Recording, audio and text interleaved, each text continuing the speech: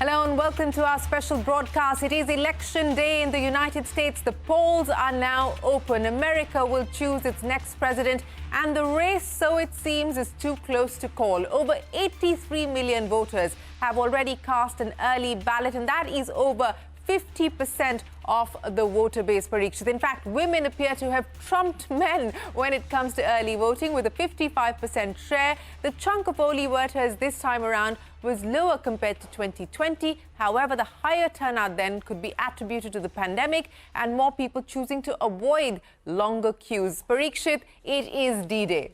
Absolutely. It is the day of the final showdown in the election. Remember, 85 million Americans have already voted in this election. That is more than 50% of the total votes that were cast in the year 2020. But we will have to see what really happens in those key swing states, doesn't it, Shireen? Especially in the state of Pennsylvania. Pennsylvania is the prized possession in this election. Since 1948, no Democrat has won this election without winning Pennsylvania. So extremely important for Kamala Harris, but it's a tie there. Well, so it seems, and that is what the polls are suggesting in many states at this point in time. The road to the White House, as Parikshit was pointing out, will go via the 7 swing states, and that accounts for 93 electoral college votes. But not just the swing states. The so-called safe seats could also provide to be a headache for both Harris as well as Donald Trump. The opinion polls suggest a photo finish, and no state can be taken for granted, considering Iowa, a traditional red state that backed Trump in the last 2 polls. Now, Kamala Harris seems to have an edge in the state by 3 points if one goes by a recent poll. All in all, the candidates have done their bit. It is over to the voters now. And before we welcome our guests, let's go across to our colleague Sanjay Suri, who's reporting from Washington, D.C. And he's, of course, been traveling across different states to get a sense of what's going on. Sanjay, good morning. It's good to have you back on the air. Voting has now begun. Sanjay, you've, of course, been traveling across different states. What's the mood? What's the sense that you get? Who has the edge? Who has the momentum? I wish, Shireen, I could have been privileged with definite information that the rest of America doesn't have. But we've been speaking about Pennsylvania, and I've traveled extensively in Pennsylvania. And there are 2 factors to consider other than what the opinion polls suggest. One is that a very large number of women have registered early and have come and voted early. That would appear to the advantage of Democrats. The second is that there has been a great deal of mobilization of voters in Pennsylvania. Democrat workers I met and I spoke to, and I visited one of their offices, and they had 3,500 people on the job simply to get people to go out and vote. At this stage, it's not about persuading someone who to vote for, but persuading someone to come out and vote at all. And of course, it's targeted persuasion. So there's a great deal of effort going on and into Pennsylvania. And that is a trend that we have seen within the state that appears at the moment advantage Democrat. And of course, Pennsylvania is critical. But also, we do need to think, and you are quite right to say this, we do need to think also of these non-swing states. It's not the case that 43 states can be simply taken for granted. There have been narrow margins of victory in earlier elections, and if there was to be a considerable vote one way or the other, that could change as well. Well, yes, those are interesting factors to watch out for. But the women vote, Sanjay Suri, as you were pointing out, is a factor there in Pennsylvania. As your reportage has shown, it is a factor in Iowa. Will Iowa, if the polls are proven to be right, be the template for some of the other swing states as well? We will know soon enough. But Sanjay Suri, we will keep coming back to you. Appreciate you joining us here on CNBC TV 18. Let's bring in our first guest now. Mukesh Aghi, the president and CEO of the U.S.-India Strategic Partnership Forum, is with us. Also with us, Raymond Vickery, Senior Associate at CSIS, and Manjeet Kripalani, Executive Director at Gateway House. Manjeet and gentlemen, appreciate you joining us here on the program. Mukesh, let me start by asking you, it is down to the wire, or so it seems at this point in time. What's the mood like across corporate America? Would a Trump victory, of course, mean more tariffs? He has stated that very publicly, which could potentially lead to higher inflation as well. But then there's the promise of lower corporate taxes. A Trump victory versus a Harris win. Mukesh, how is corporate America viewing these choices? Well, good morning. We are like the young parents outside the delivery room, waiting to see if it's a boy or a girl. As far as your question goes, I think corporate America is also divided in the sense is, yes, you want sense of lower taxes, you want sense of much more better streamlined tax regime. But at the same time, corporate America is also looking for a sense of stability, a sense of consistency on the policy-making side. So when we look at down to different aspects of the U.S. corporate America is also split in every aspect. So I think everybody is waiting for a bated breath to see what the end result is. But regardless of what happens, you have to understand the political platform of America was always in turmoil. You look at from the revolution of 1776 and onward, it's the economic, technology, and other platforms which are very, very stable. So I think whatever the outcome is, the economic growth story, the technology advancement of America will continue in a positive manner.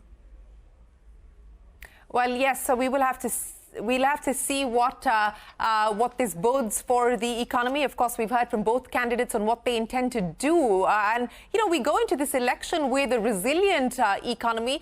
We've got very good jobs data coming in, even as we went into the polls. But let me welcome Ambassador Frank Wisner into the conversation. Ambassador Wisner, always a pleasure. Appreciate you joining us here on CNBC TV 18. It's a historic election in many ways, Ambassador Wisner.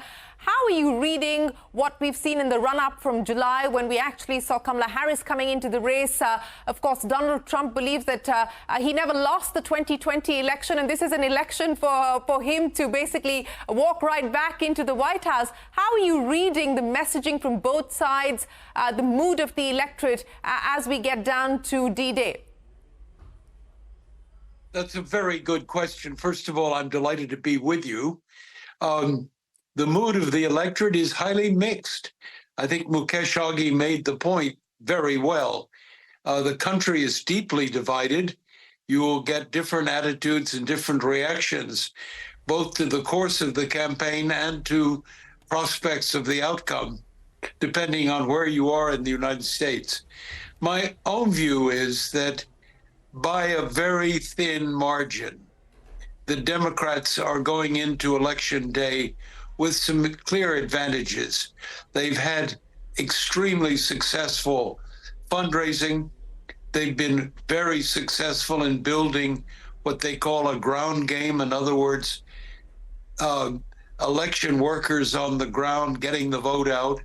They've got a reasonable platform, and they have a candidate who several weeks ago we would never have thought of, but who's turned out to be extremely energetic. So, yes, I am optimistic for my team, and I must say I give them this race by a hair, but it is breathtakingly close, and I could be wrong. I am often about American elections. Right. Raymond Vickery, if I can get you in. Do you think the garbage comment, which has been making headlines, we had a very popular comedian in America who had opened Trump's rally, and he had said that Puerto Rico is nothing but a floating island of garbage. Biden responded to that saying that, I think Trump's supporters are garbage. Later on, this was clarified by the White House, but some believe, including Obama's former speechwriters, that this comment is going to become a liability for Kamala Harris. What do you think? Well, thanks very much for having me. I think it's a great day in the United States. I voted early, and the majesty of being able to go to the polls and select leaders is something shared by India and the U.S. and is really something to be treasured. And it seems to me is the basic goal of this election, to be able to maintain that democracy. On the garbage comment, I think it's going to be rallying on both sides.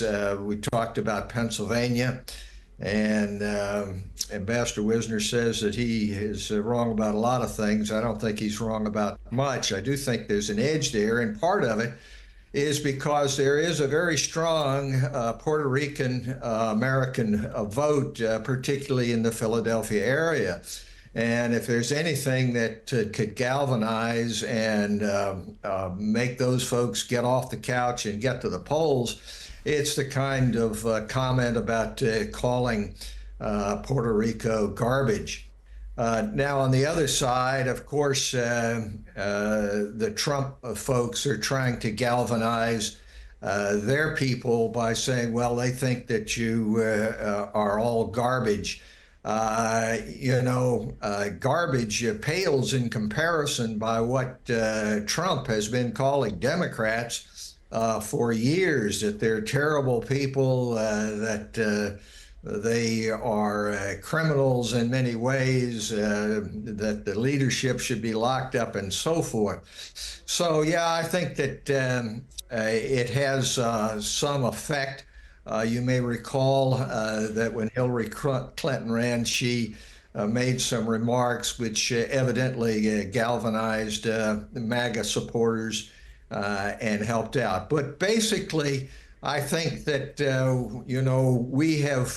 we've heard it all by now, and now it's the voting, and it doesn't seem to me that these kinds of incidental remarks are going to be pivotal, except it's certainly not going to help former President Trump in the Philadelphia area. Well, yes, we certainly have heard it all, haven't we, Raymond Vickery, through the course of the last few months, as both candidates have been on the election trail. But what has been different in the closing comments, Kamala Harris didn't bring up Trump at all in her closing comments when she closed out in Philadelphia. But let's bring Manjeet Kripalani into the conversation. Manjeet, a lot is being made of the women vote this time around. Good to have you on the program, Manjeet. And as our colleague Sanjay was reporting, we had Ann Selzer on the program yesterday talking about that much talked about Iowa poll that she's done as well. The underestimation of the women vote, perhaps. Manjeet, how do you read that, and could that be a decisive factor in pushing Kamala Harris over the line? Well, most certainly the woman vote is very important. And as any woman knows, the overturning of Roe versus Wade has really galvanized the women voter. It might indeed tip things over. And the question really, Shireen, is to ask, if it does tip it over, what kind of difference does it make to the U.S. or the world, apart from a symbolic victory of having a woman at the helm? Because other countries, the U.S. has really been a laggard in this. And American women are extremely powerful. There are more women in top positions in the U.S. than there are in any other country in the world. So maybe this will be a symbolic victory, whichever way it is.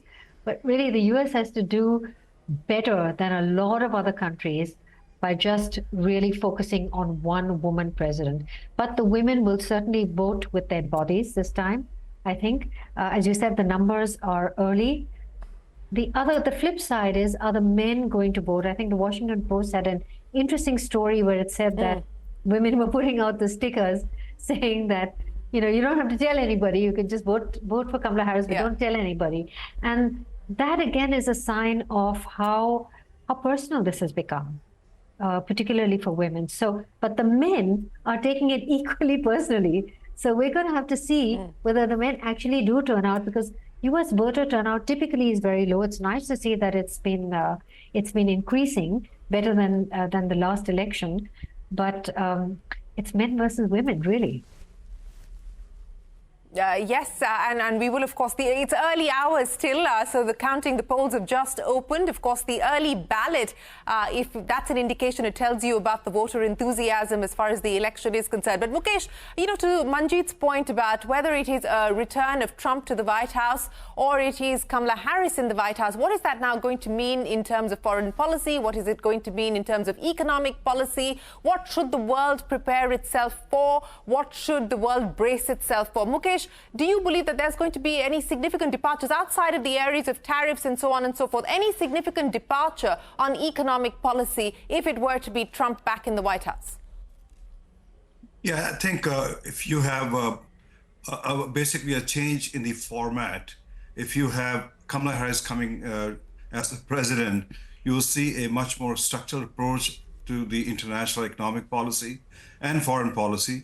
And if Trump comes in, you'll see much more a transactional approach to a lot of issues. So I think what we are going to see, while the world looks for a sense of stability and long-term game plan, you will see a dramatic shift taking place from one president to the other president.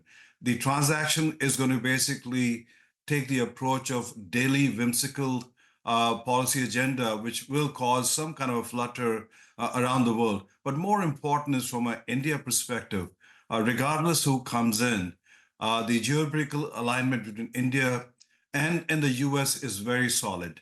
Economic, yes, you will see some turbulence because India has a trade surplus and Trump is going to go after countries which have U.S. has a trade deficit with them. Then on the tariff side, yes, Trump believes that by putting on tariff, you can stop imports coming in. But at the end of the day, it's the consumer who pays for those imports itself. So I think you will see a very different set of agenda coming in economically, but geopolitically, whereas India goes, the India's position stays solid. India's U.S. relations will continue in a very positive direction, both from a geopolitical perspective, military perspective, economic perspective, and definitely people to people itself. Mukesh, I'm curious, before I get Ambassador Wisner back in the conversation, I'm curious about the reactions to Elon Musk possibly being Secretary of Cost Efficiency if it is a Trump administration. Well, that's the surprise. And you have to understand, his hands are already full with SpaceX, Tesla, other ventures. And basically, Elon is just trying to align with Trump because if you look at most of his business is tied to the government. SpaceX, all the contracts are coming from the government. Tesla, he's a beneficiary of the tax rebate on the car itself. So I think it's one of the biggest risks he has taken, and let's see where it comes out. But more important is, yes, we have a government where there's a lot of inefficiencies, and we need to focus on making the government policy agenda and execution much more efficient and effective. Well, could we see Elon Musk be part of the Trump administration, if indeed we do have a Trump administration? It's not there in the US Constitution. That's right. But Ambassador Wisner, we were talking about economic policy and whether we're likely to see any significant departures. Let's talk about foreign policy. And we were just having a conversation with the former Indian Foreign Secretary, Sham Saran, and his view was that we're probably going to see a Trump administration, rally behind Netanyahu and Israel and give Israel an even freer hand in being able to deal with Iran and Gaza. Also pull back pressure on Russia. What do you see as far as foreign policy is concerned, specifically the aspects of Israel and Russia? Well, I believe you do well to listen to Sham Saran. His analysis matches my own. I believe there will be significant changes in American foreign policy should Donald Trump make it into the White House. Start with the most pressing issues. I can see real friction between ourselves and our European allies, a weakening of our commitments to NATO. I can see a serious weakening of our commitment to sustaining Ukraine and its war for sovereignty with Russia. When you go into Asia, the dial switches to U.S.-China relations. That's going to be very transactional, but it will be based heavily on hostility towards China, and there is a distinct possibility of rising tensions. Should you go elsewhere around the world, I think previous speakers, Mukesh in particular, have made important points about international economic policy, particularly trade policy. The notable example that will not change with foreign policy is U.S. relations with India. There is no appetite to change those either on the Republican side of the House or the Democratic side of the House. So I look to stability in our relationship, indeed, more than that, a further development. Finally, on the Middle East, hard to say how much more help we can give Israel, but yes, the rhetoric will be significantly more pro-Israeli without changing the arms supplies or military situation on the ground. I know that Netanyahu would like to see Trump. He feels a more kindred soul on the Republican side, but we have a long struggle ahead in the Middle East, and we haven't seen the end of it, whichever president comes to the fore. Right. Very, very important points. Then there could be a lot that would change. Let's also talk about China, Shireen, especially at a time when India has just resolved some long-standing issues regarding Eastern Ladakh and the LAC with China. U.S.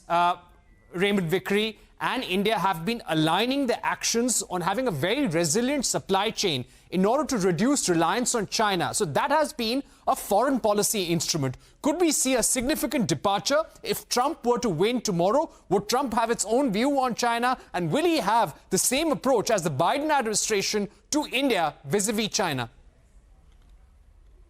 I think that the approach that Trump has indicated in regard to China is really a sledgehammer approach. And it really fails to understand, it seems to me, the difficulties and subtleties of the relationship. I think there's no question that the U.S. and India are completely aligned. I welcome, as many do, the kinds of progress made on border issues, but that doesn't solve the problem at all. China still claims an entire India state, Arunachal Pradesh. But it is not the case that the way in which to bring about peace and stability and make China get back into a posture where they have some semblance of respect for the rule of law, simply to say, well, we're going to cut off all relations. It seems to me that the Harris approach in regard to China will be one of continuity, particularly through the Quad, the bringing together of the democracies of Japan, Australia, the United States, and India, but will not be the kind of approach which Trump has indicated, which seems to me to be shoot first and ask questions later, particularly on the tariff front. If you couple the 60% or more tariff, we can't just build a Fortress America or a Fortress India and have the peace and stability that we want throughout the world. Absolutely, the interlinkages are going to be crucial. But Manjeet, let's talk about India and the possibility of a Trump victory and, of course, a continuation of Kamala Harris and the Biden administration's policies under Harris. Manjeet, we've made a lot of progress, especially when it comes to defense and defense cooperation, semiconductors and so on and so forth, the recent agreements that have been inked by both sides.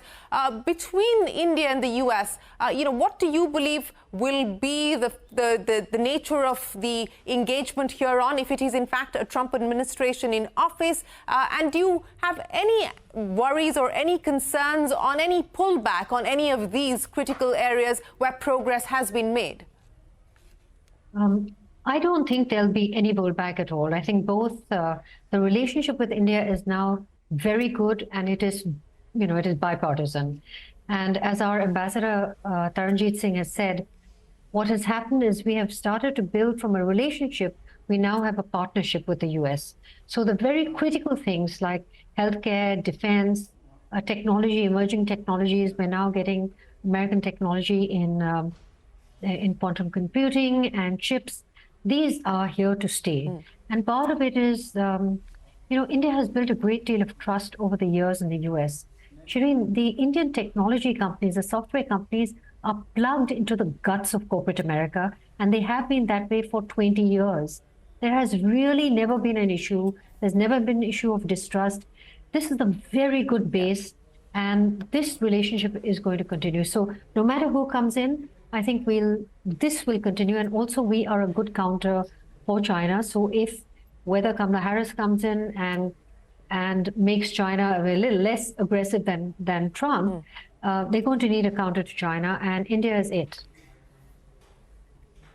I want to ask each one of you before we take a break. And Manjeet, I'll start by asking you, we've been making it clear that as per the polls, it is too close to call. It's a cliffhanger at this point in time. The possibility of a contested election, Manjeet, I mean, how real is that? It's possible. I mean, the U.S. unfortunately doesn't have a parliament, so you can't call it a hung parliament. It's possible. A contested election is possible. Ambassador Wisner, security being beefed up across the United States at this point in time, given the fact that Donald Trump never accepted the 2020 verdict, do you fear that if it is in fact too close in many states, that this is going to be a long, drawn-out process? I have no doubt that it's going to be contested if Mr. Trump loses the election, and that I fear that it will be slow counting in a number of states. As you know, each state has its own electoral system and rules which produce slow outcomes, and that's true as well of the swing states. I believe there is a distinct possibility of violence. However, having said that, I recognize there is a major difference between 2024 and 2020. This time, the federal government is in the hands of the Democrats, and the states are braced, having been through the experience of 2020, states and localities are braced to manage trouble on the streets. So while I fear the worst, I think a lot of planning for a better outcome has taken place.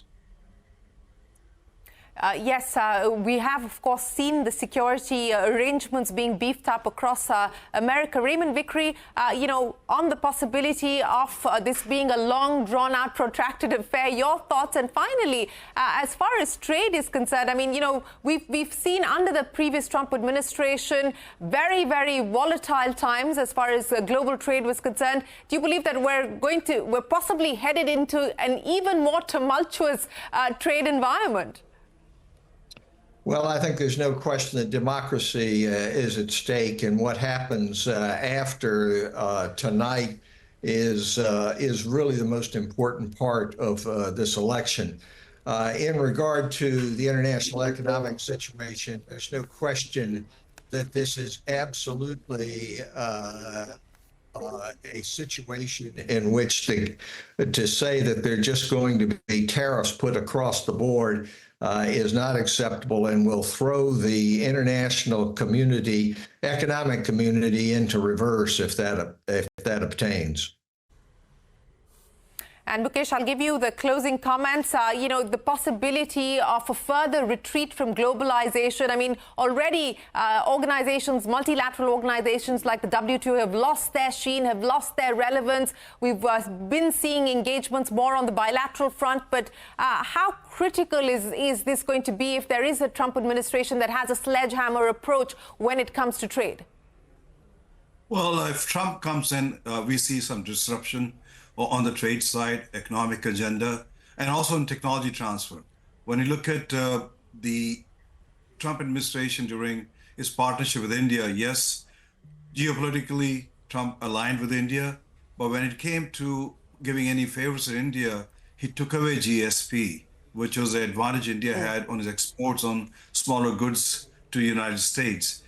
I strongly believe that if Trump comes in, there will be no free technology transfer to India. He's going to ask questions. Why are we giving our jewels to India itself and getting nothing in return? So you do see some disruption taking place on the technology front.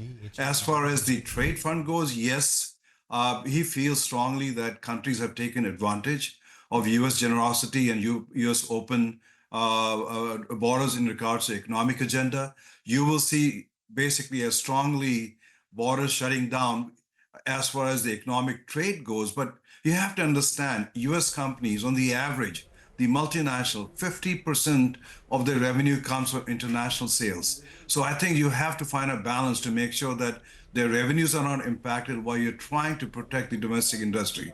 So we do see some disruption. We do see some turmoil initially, but as time goes by, things will settle down and you'll see an economic growth agenda taking place between Trump administration and the rest of the world itself.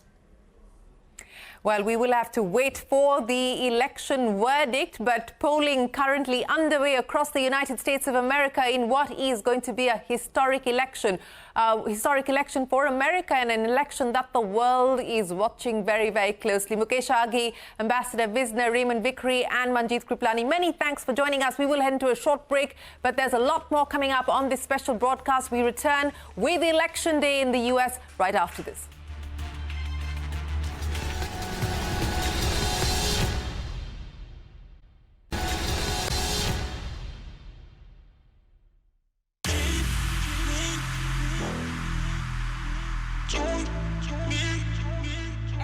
Second gentleman of the United States, my husband.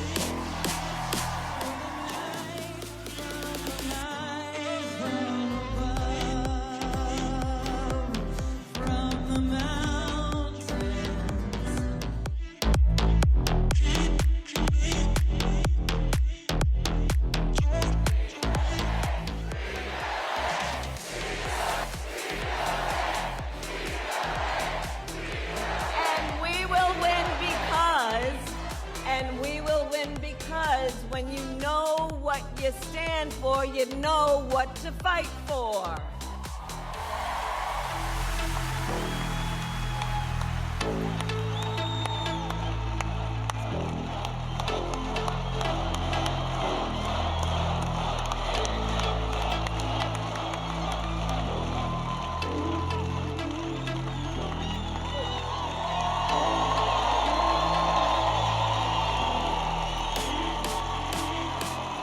Vote for me and I will deliver rising wages, soaring income, and a colossal surge of jobs, wealth, and opportunity for Americans of every race, religion, color, and creed, every one of them. It is Election Day in the United States of America. The polls are open. America will choose its next president, and the race is too close to call. Over 83 million voters have cast an early ballot. That is over 50% of the voter base. The 7 swing states will hold the key to the White House. History beckons both Trump and Harris. Trump, if he wins, will become only the second president in America's history to have lost power and then staged a comeback. Grover Cleveland did that 132 years ago, Parikshit. It is D-Day in America. Indeed, and early voting has begun in the United States. Harris is on the cusp of history as well. US is yet to elect a woman as president. Shireen, women voters have trumped when it comes to early voting. The polls, however, promise to be a cliffhanger.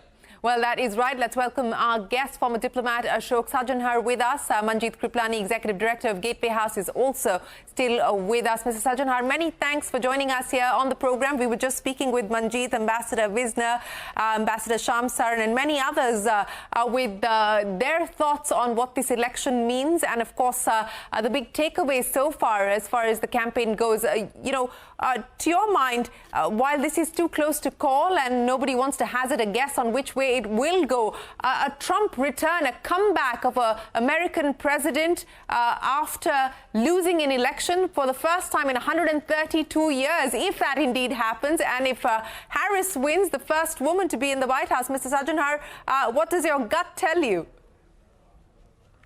Well, thank you very much, Shireen, and thank you very much, Parikshit, for having me on the show. I think as we have seen all the surveys and all the polls, they say that, it is truly a cliffhanger, and it's extremely difficult, absolutely impossible to say with any evidence, with any conclusive evidence that, one of them has an advantage, because you will get these surveys one day with one result, next day with another result. And in any case, all of these margins that one of the other candidates might be ahead, they are within the margin of error. So I think it's very difficult to tell. It's basically, as you have said, these 7 battleground states and the undecided voters, they are going to decide the final outcome. And of course, I think what both the candidates have been saying, get out the vote. They are, their own supporters, the hardcore supporters, they are telling them to be out into the, onto the voting booths. And of course, we've seen, as far as the early voting is concerned, whether by mail or in person, I think that has also been very, very high. Of course, it's not been able to reach the levels of what happened in 2020, but those were different times because the world and America was struggling with the COVID-19 pandemic. But still about more than 75 million early votes. I think that is a record of sorts, and total numbers also. Last number is now crossing almost 82 million. It's close to 85 million. Manjeet Kripalani, do you think this early voter enthusiasm, which we have seen, almost more than 50% of the total votes cast last time in 2020. Who does this enthusiasm really point towards right now? The enthusiasm belongs to the American public. Really, I don't know whether it's for one candidate or the other. It is just fantastic to see the voting, people actually participating in the democratic process, and they care about their future so much. This is the wonder of democracy, right? You get to have your say. You get to decide one way or the other who you want and what you stand for. And this, nobody should doubt for a minute that American democracy is enfeebled or weakened at all. I mean, candidates, we know from India, candidates do whatever they can. The most important thing is public participation. And so I would say this shows how much American voters care for their country and how much they care for the outcome in their future. And whoever wins, it's a win for America and for democracy. Yes, it certainly is a win for democracy. And it also tells you how deeply polarized the American society is. And that's showing up in the way that people are polling and voting at this point in time. But Manjeet, let's talk about what's happened over the last few months as far as the campaign is concerned.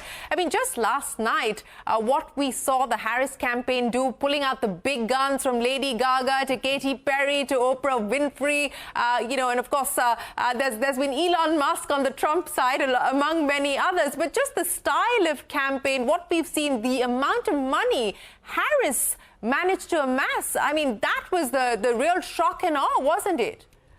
Yes, it was. And those who are supporting her do have a lot to worry about should she lose should the Democratic Party lose. Shireen, the Democratic Party has been in power for a very, very long time. They've got lots of interests, lots of vested interests. They really don't want to lose this game.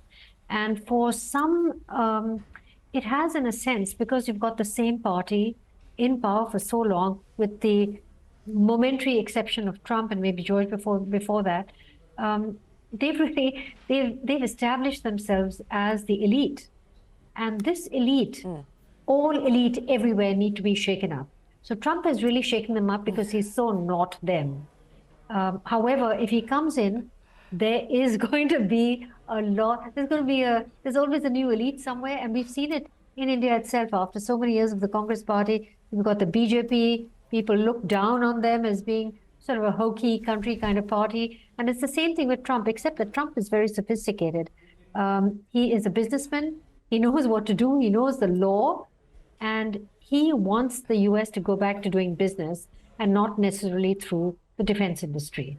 And so I think that change is going to become visible. And one more thing I'd like to point out, it's become quite interesting that an advanced country like the U.S., which never talked about vote bank politics and identity politics, I mean, the convergence between emerging markets like ours, democracies that are developing country democracies and advanced country democracies, they're all moving. People are pretty much the same, and they will do anything to get the vote, and that's what we're seeing. Yes, many similarities there, as you point out, Manjeet, in the way that voters have been spoken to, and the kind of messages that have gone out from both sides in order to keep every demographic constituency going with their campaigns. But Ambassador Sajjanhar, let me come back to you now and talk about what this means as far as the world is concerned, because the world is watching with bated breath as well, and it's no secret that Europe would like Kamala Harris to return to office.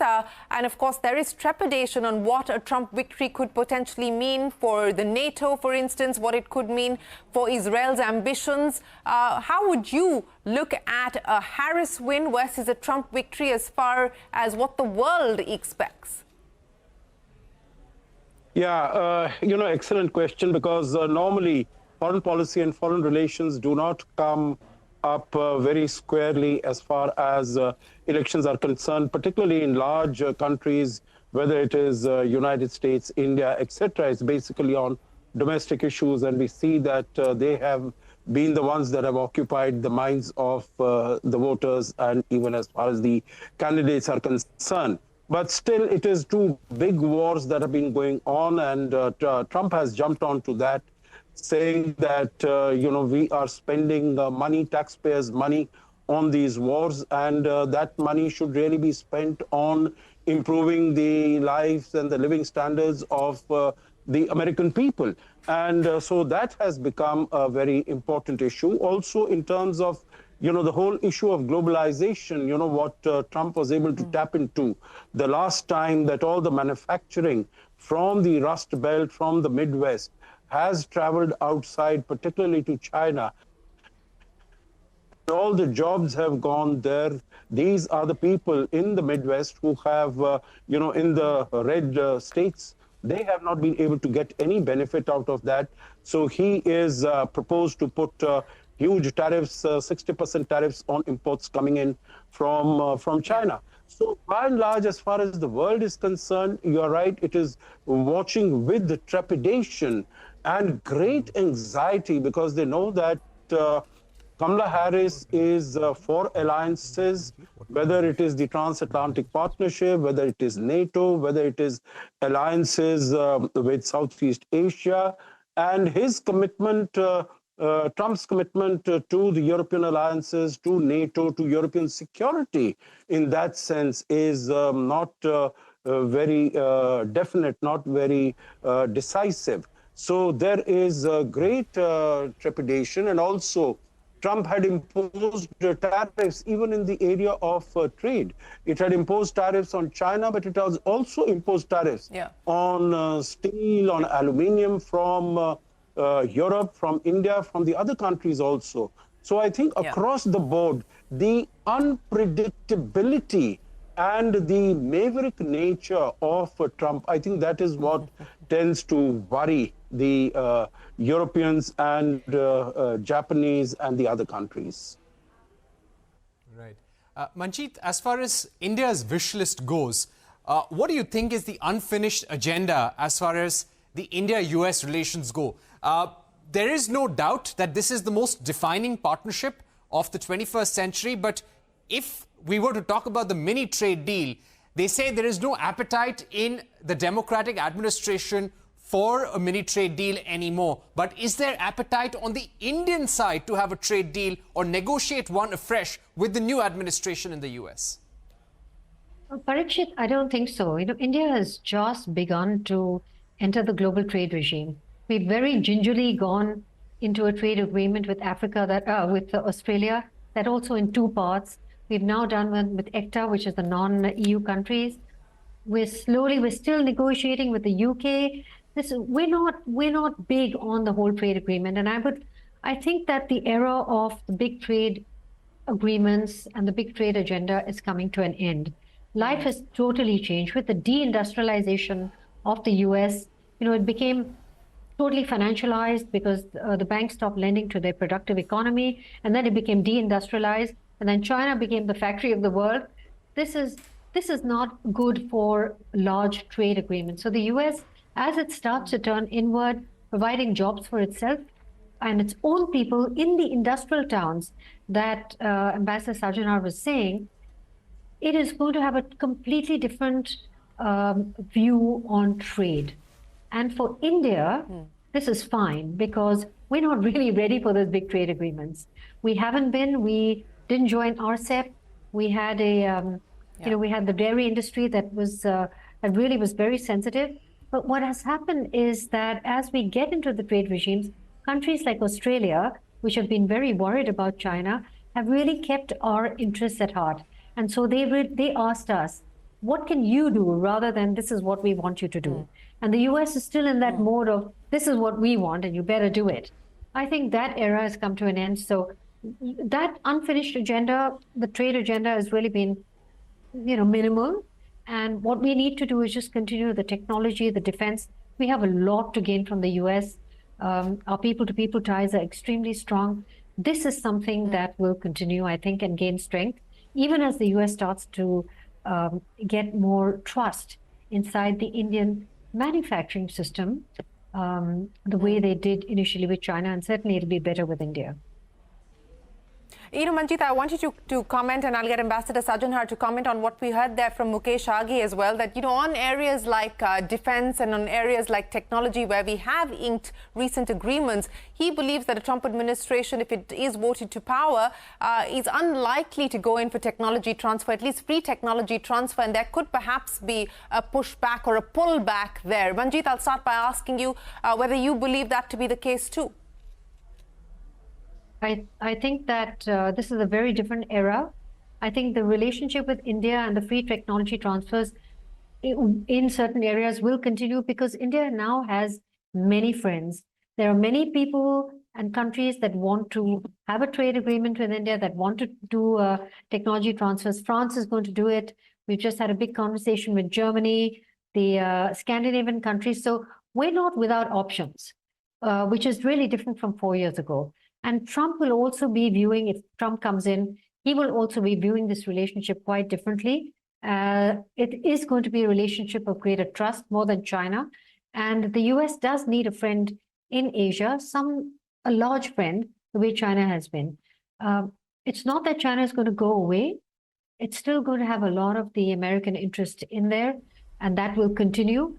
Maybe the new interest, however, will come to India. So I don't think we're going to see an end to the kind of friendship and the trust that has been developed, particularly on technology transfers.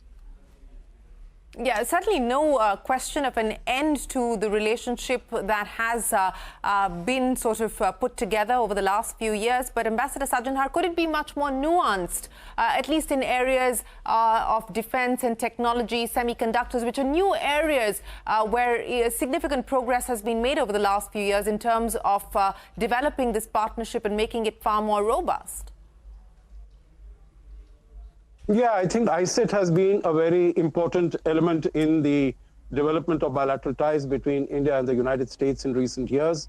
We've also seen, since you were, if I may just add one or two comments, since you were discussing about the trade relations between India and the United States, Democrats have never been supportive of trade pacts, global trade pacts. Republicans have been much more supportive, but we saw that even a partial trading arrangement in Trump's time, we were not able to achieve that. But we've got IPEF, we've got I2U2, and those are mini-lateral, so to say, where we can try and work together. But coming to the technology aspects, I think it is India also that holds a number of cards up its sleeve. It's not only the United States, as far as defense is concerned, we did have the DTTI earlier, Defense Trade and Technology Initiative. It didn't go anywhere, but I think we've been pushing hard that we need transfer of technology, whether it is G414 engines. It might have been delayed a little bit, but I think it has been due to reasons removed from, bilateral India and US ties. So I think, and as far as semiconductors are concerned, when the Prime Minister was in Singapore, we had Singapore is also a significant player as far as the semiconductor manufacturing is concerned. Taiwan is there. So I think we can work with other partners also, and it would be transactional as he is as far as Trump is concerned.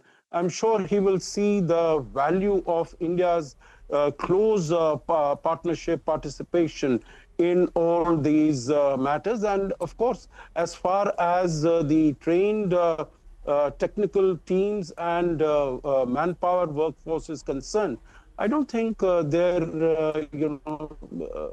America can get anything from anywhere except from India. So I am reasonably sanguine that this partnership in technology, because that has emerged as one of the most important contributions that Mr. Biden has made as far as our bilateral engagement is concerned.